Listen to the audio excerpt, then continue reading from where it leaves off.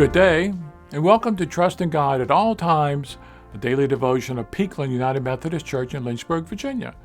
My name is John Vest, and along with the rest of the church, I'm one of the ministers here. Have you read any good books lately? Have you heard any good stories? How about a pithy saying or two? The Bible's a pretty good book, and it has some pretty good stories in it.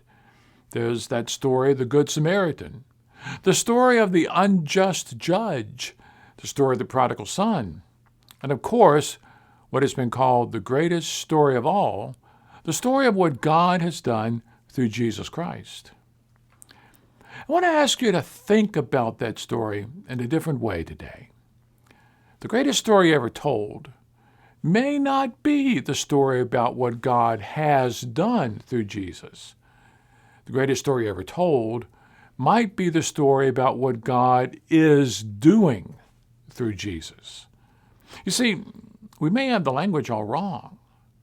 While I understand that the love and intention in the evangelistic invitation to invite Jesus into my heart, that really is only part of the story. That's the Jesus part of the story. Well, what about my John part of the story?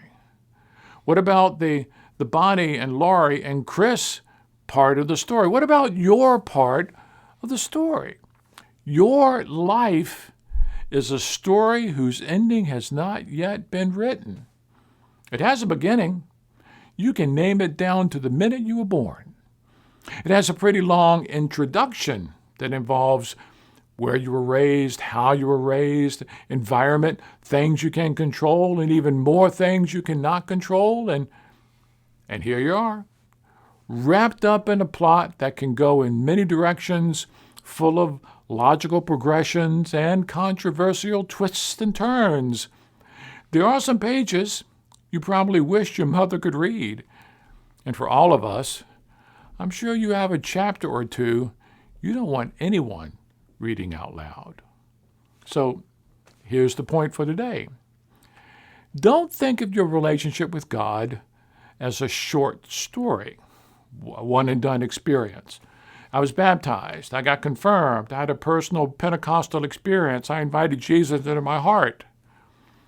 Think instead of your whole life as a story, and the most important thing you can do is with purpose and intention, hand your story over to Jesus to become a participant in that greatest story ever told. As the Wesley Covenant Prayer says, I am thine and you are mine, so be it. The story of Jesus is still being written in your life. You'll find that the plot you've been living out with will find a new direction.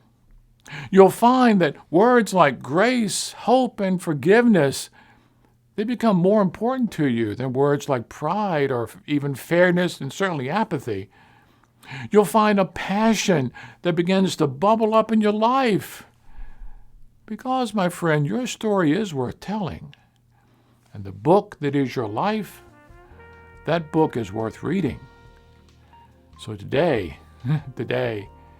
may you write a good chapter. So let it be. Amen.